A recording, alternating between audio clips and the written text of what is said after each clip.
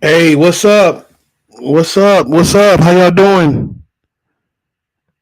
This is my Southern opinion. Can you hear me out there? This is my Southern opinion. I just made a damn video. Ain't nothing get out. You can hear no audio on it. So let me try this again.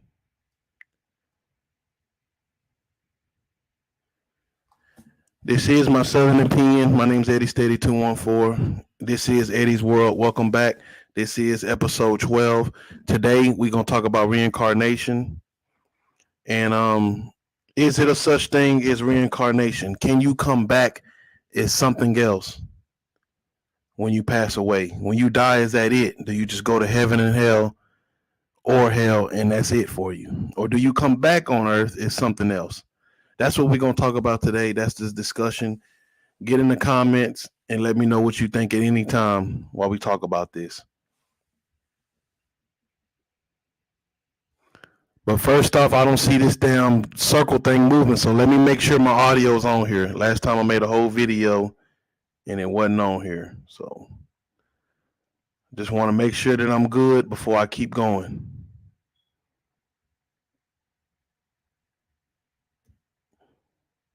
You know what I'm saying? Like I say, this is live. So, but I'm gonna erase that other video. You know what I'm saying? Like I say, this is live. So, okay, we good.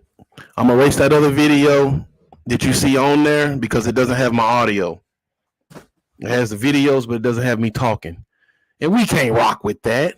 So, all right, let me do this over again. Reincarnation. That's the episode today. Let me start off today with the definition.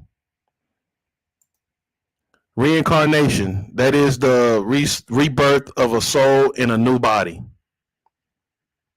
A person or animal in whom a particular soul is believed to have been reborn. He is said to be reincarnation of the Hindu god. New version of something from the past, being reincarnated. All right, so there's a reason why I brought this topic up for today, for this episode. When you die, is that it for you? We know there's a heaven and hell that you go to when you leave from here, but do the souls come back to the earth? If it doesn't rise up to heaven or lower down to hell, does it return back to earth for a second chance? Or maybe a third or a fourth chance? There are beliefs in Egyptians and in Hinduism, Buddhism. They believe that when you die, it's a cycle. You just come back as something else. Whether it be a bird, a fly, an ant, you come back as something else. When your souls don't die in a body. Only the body does. Souls move on. They just go into another. That's what they mean by shape shifting. Something doesn't shape shift. It just the soul leaves into something else. Another word for shape shifting. I don't know if you ever been talking to somebody and somebody tells you, feels like I know you before, or feel like I met you before. Maybe they met you in the past life. You heard people say, "Oh, well, maybe I know you. Maybe I know him somewhere in my past life." Is it? Could that be true? Could that be true? Have you lived before? Have you been here before? Have you lived before? There is a lot of stories of. Recently, there's a little kid. I believe he's like 8, 9 years old, and he was telling his mom how in his past life he lived and he burnt in a fire. He burnt up in a fire, and he said that he was born in like 1930 something, and it's just that whole thing was weird for a little kid. I mean, don't get me wrong, kids have elaborate imaginations. You know what I mean? Kids can they have they imagination is out of this world. But for a kid to say something like that, like I've been here before, my name is so and so, so and so, I passed away, and this I'm back now. This is me in my second life. That's that's that's something pretty wild to say. You know, like I say, little kids say the darndest things, but little kids don't be lying though. At the same time, they tell you exactly what's on their mind, and they don't especially when they're real young, they don't have nothing to lie about.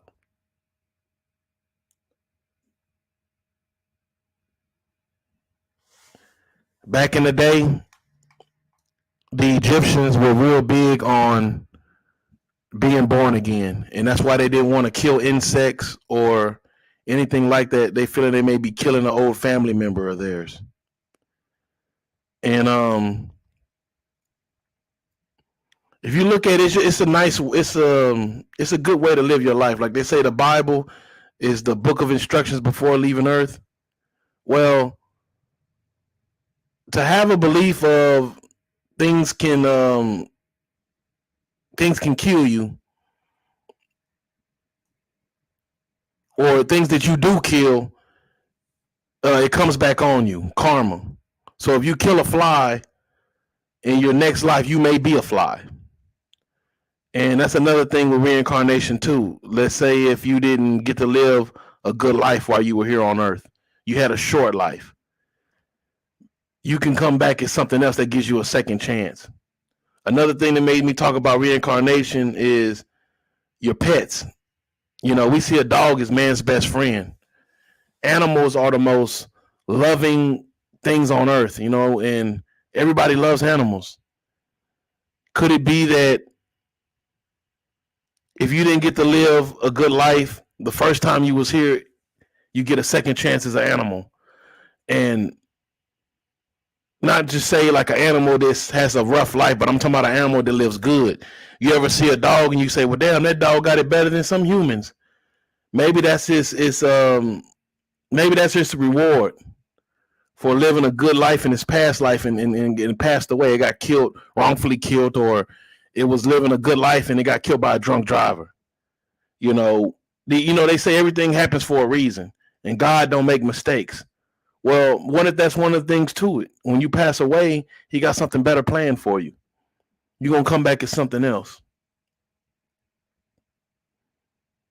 Now, we got a few things to talk about in this, but let me start off. Let me play a video on on Egyptian beliefs and why they thought the things that they believed. Check this out, y'all.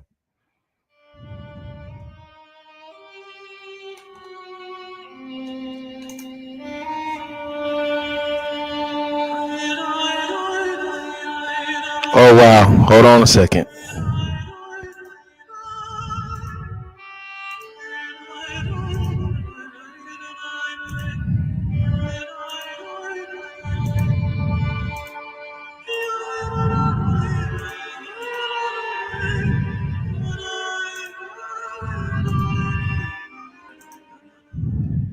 To the ancient Egyptians, death was not the end of life, but only the beginning of the next phase in an individual's eternal journey.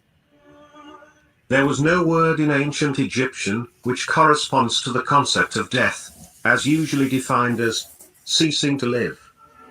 Since death was simply a transition to another phase of one's eternal existence.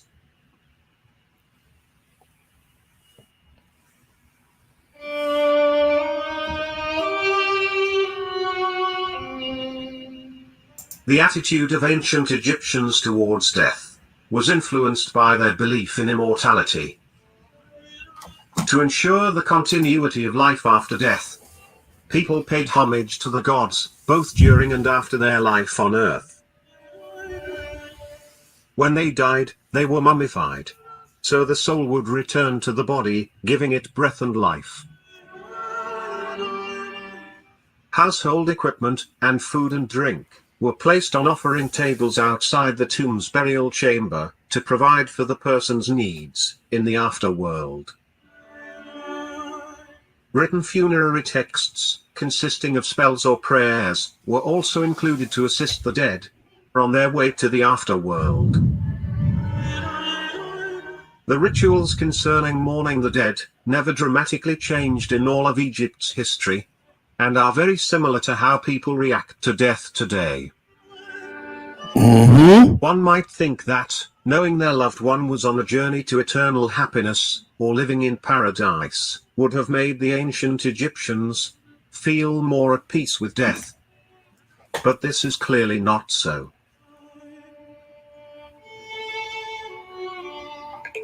Inscriptions mourning the death of a beloved wife, or husband, or child, all express the grief of loss, how they miss the one who has died, how they hope to see them again someday in paradise, but do not express the wish to die and join them anytime soon.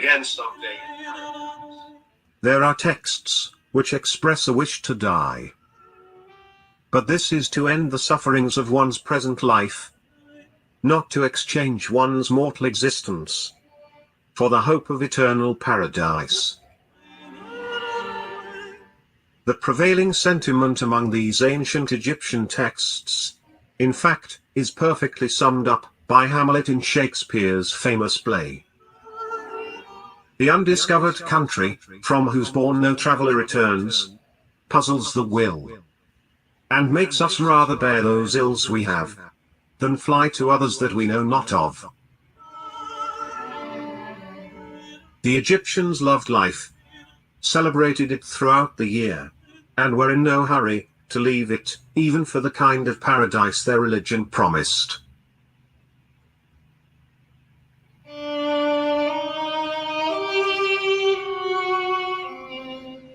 Death is before me today, like a man's yearning to see his home, after passing many years in exile.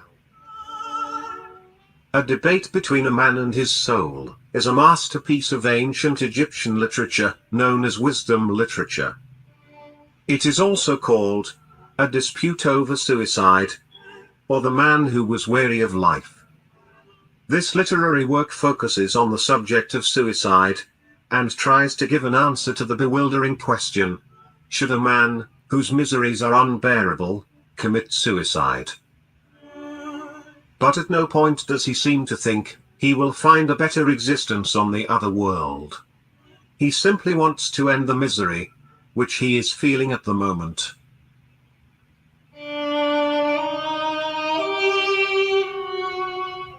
To prepare the dead for the journey to the afterworld, the opening of the mouth ceremony was performed on the mummy and the mummy case by priests. This elaborate ritual involved purification, burning incense, anointing, and incantations, as well as touching the mummy with ritual objects to restore the senses, the ability to speak, touch, see, smell, and hear. The opening of the mouth ceremony dates back to at least the Pyramid Age.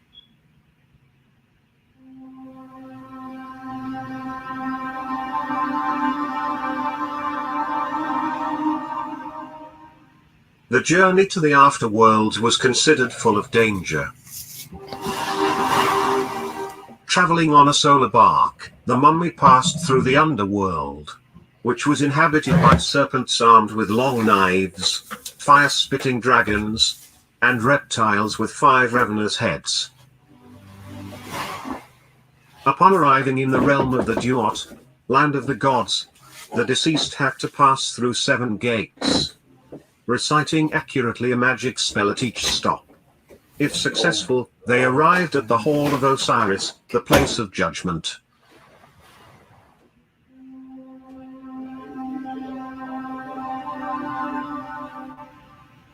To the ancient Egyptians, the judgment of the dead was the process that allowed the Egyptian gods to judge the worthiness of the souls of the deceased. Deeply rooted in the Egyptian belief of immortality, judgment was one of the most important parts of the journey through the afterlife. Many variations of judgment scenes appear in the Egyptian afterlife texts. Each soul that entered the afterlife was handled individually during judgment. Once the deceased finished their journey through the underworld, they arrived at the Hall of Maat, goddess of justice. Here, their purity would be the determining factor in whether they would be allowed to enter the kingdom of Osiris. The deceased's first task was to correctly address each of the 42 assessors of Maat by name, while reciting the sins they did not commit during their lifetime. This process allowed the dead to demonstrate that they knew each of the judges' names, and established that they were pure and free of sin.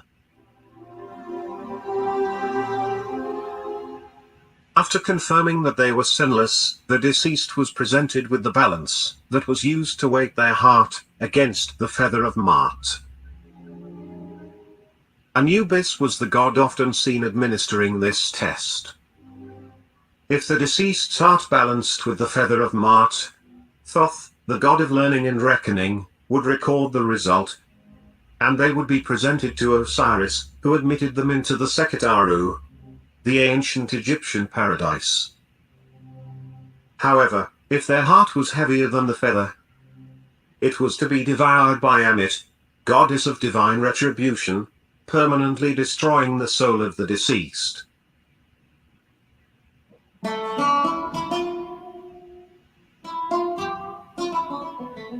Sekhet Aru, the field of reeds, was the final destination for all souls who had been granted rebirth.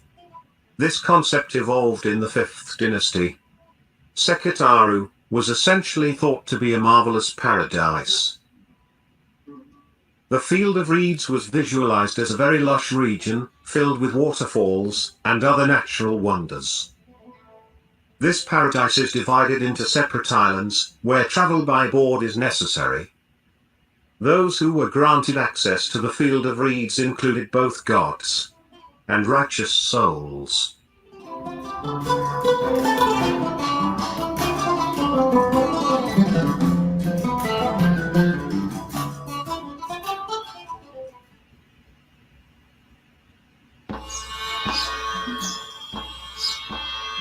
Thousands of years ago, the ancient Egyptians believed that the soul continued to exist after death, then journeyed to another world. Yet some Egyptians believe the soul returns to Earth and reincarnates in a new physical body. Is the current Dalai Lama evidence of the rebirth of someone who lived before? Why was he chosen to become spiritual head of one of the world's great faiths? Though it may have once been central to Judaism and Christianity, the idea of reincarnation was eventually stifled by church and synagogue.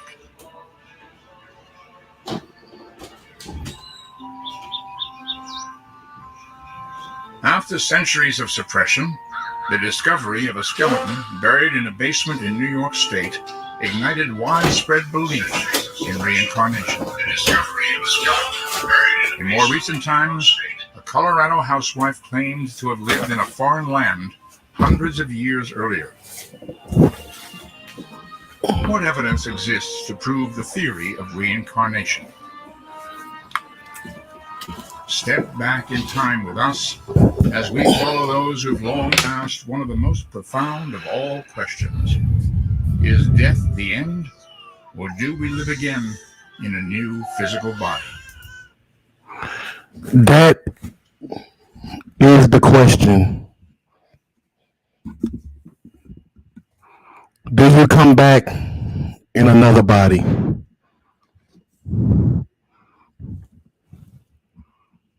That is the question. My bad, I couldn't hear myself. My bad about that. Too high on the microphone. Yeah, but they say when one person dies, another is being born.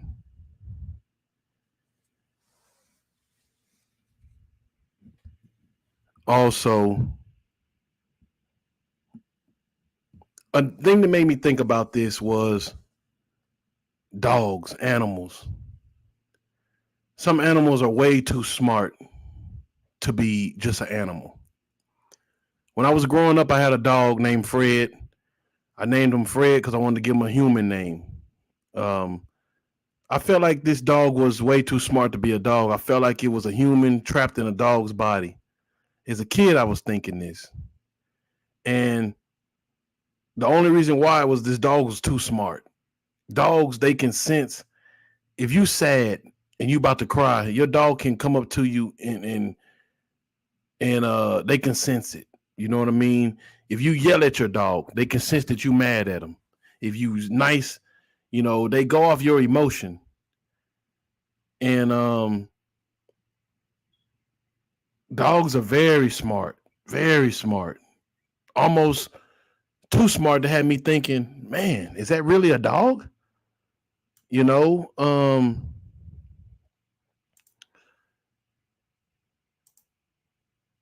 cause man, these animals can be very, very smart. And also let me add to this. I'm about to throw on a video right now just to prove my point, man.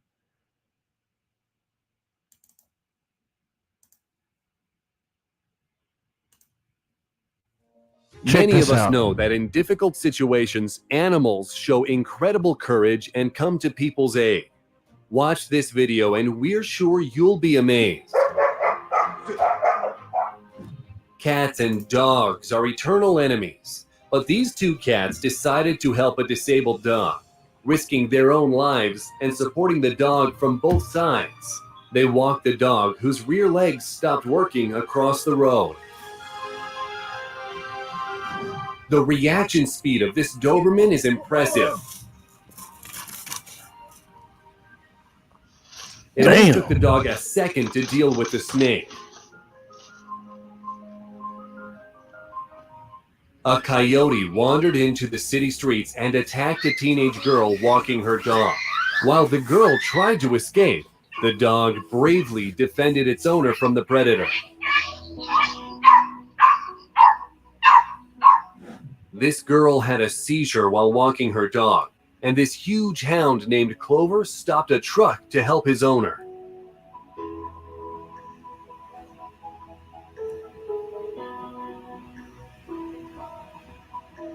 People usually stay away from stray dogs, but it turns out they can be loyal protectors. A robber attacked a young woman in the middle of the street. A stray protected the girl by chasing the thief away.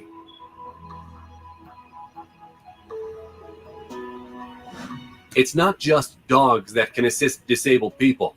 For example, this horse can help a person get up if they fell, and can even collect some firewood. This dog is trying to save a fish. Many people could learn to be as compassionate as this dog.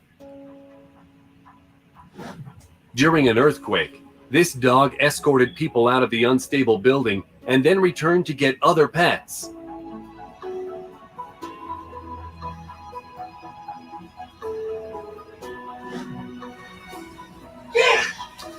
A loyal Rottweiler decided that its owner was drowning and quickly found and rescued the human.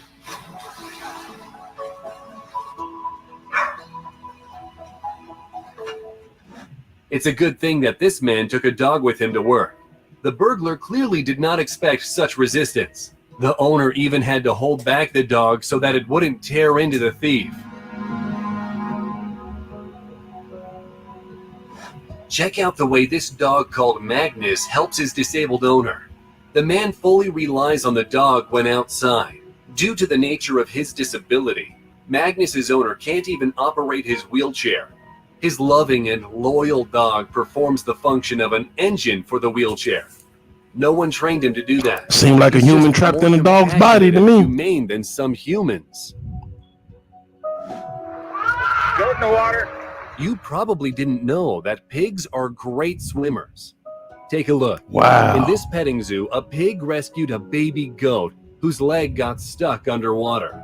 The pig immediately came to the goat's rescue. We are used to dogs rescuing people, but sometimes dogs rescue other dogs. Two animals found themselves in a drifting canoe. and the third one came to their aid. It's amazing that the dog in the canoe managed to pass the rope to the dog in the water.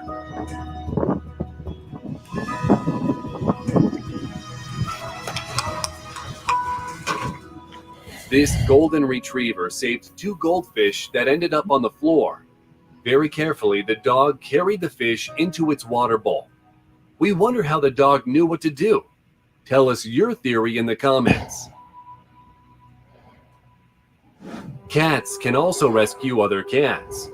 4 large dogs attacked a kitten, but the adult cat quickly showed them who's in charge. These 2 dogs organized an entire mission to rescue the fish that was stuck in the shallow water. Look how determinedly they dug a channel for this fish to swim away. Все, ты его отпустил! Молодец! A man in a wheelchair was trying to cross a flooded road, but refused help because his loyal friend was pushing the wheelchair from behind. This dog bravely threw itself into the water to rescue a drowning person. Now this guy owes the dog his life. Wow. A baby elephant fell into the pool in the zoo. Its parents immediately came to its rescue. They went into the water and supported the calf as they walked towards the dry land.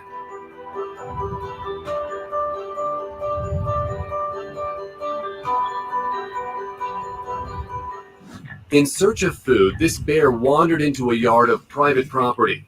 The dog noticed an uninvited guest and chased the hooligan away.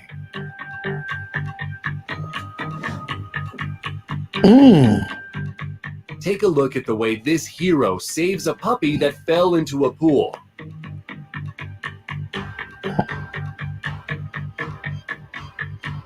You should never be nasty to babies.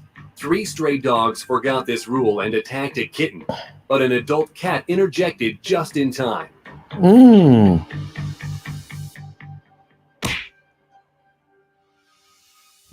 We all know that bulldogs are strong dogs with a muscular build, but not all bulldogs are the same.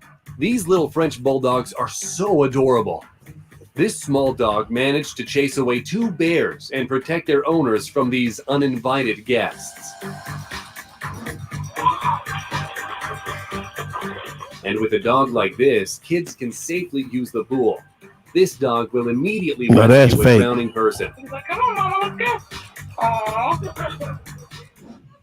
Sometimes cats treat people like their kittens. Some will even attempt to rescue a person.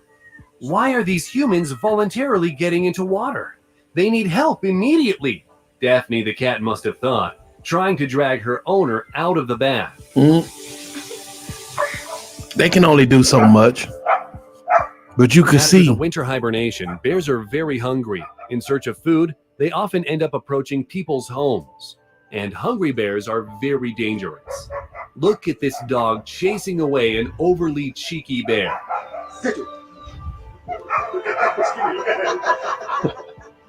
An aggressive goose attacked a person, but the dog could carefully drag the bird away without any injuries.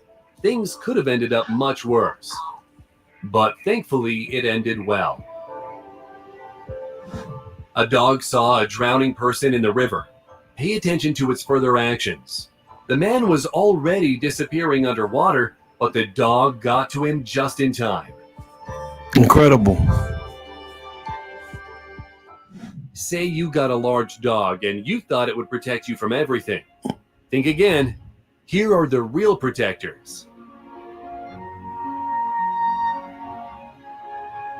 Didn't expect that, did you? That was fake as hell. Take a look. This man is enjoying hanging out with lions, but the tiger was the only one to notice the looming danger. Not only notice, but prevent a tragedy. A burglar broke into a house and attacked a defenseless owner, but he clearly didn't expect such resistance.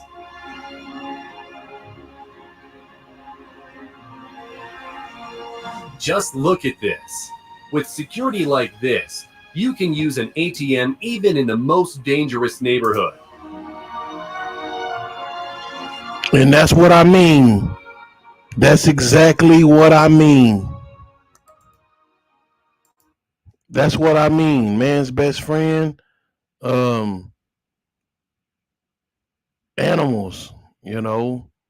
Who's to say they wasn't human before? You know? Think about that. Do you have any do you have anything to add to this? Do you have any stories of credible animals or something that would say that there is life beyond death and that there is reincarnation and that just because you leave this earth don't mean you're gone. You come back as something else. Let me know what you think. Put it in the comments.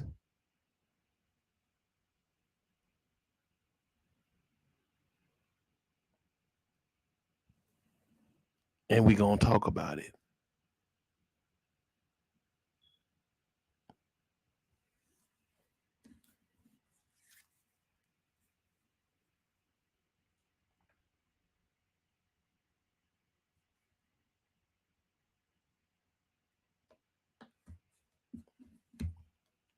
For punishment of what you do in the past or what you have done, be careful. You know, if you get off on nagging people and pissing people off and trying to be a bully, you might come back as a fly. You know, you might come back as a fly, just around people and everybody swatting at you. Every day you dodging death. And what if you come back as something else when you die? Every time you die, you come back as something. But on how you live your life while you here is what you end up being when you die. So if you live a good life, you may be a dog to get a good family that cares for you, and you may live to be an old dog. You may come back as a fly and people swatting at you, or you might come back as a beautiful deer, but then you're getting hunted. Somebody wants your head as a trophy. So just be mindful what you do in life. And like I say, like they have the Bible, book of instruction before leaving earth. Well, think of it as you're going to be reincarnated as something else also. And uh, there's a heaven and hell, but that's just a metaphor for where you go. Really, you don't leave nowhere. Let's say you go right back, your spirit goes somewhere else on earth, and now you're living as something else. So be careful what you do, mindful what you do, be respectful to others, and because this is when you leave your body, you just going somewhere else. You know what I'm saying? Your body just rented. You know what I mean? You're just using it.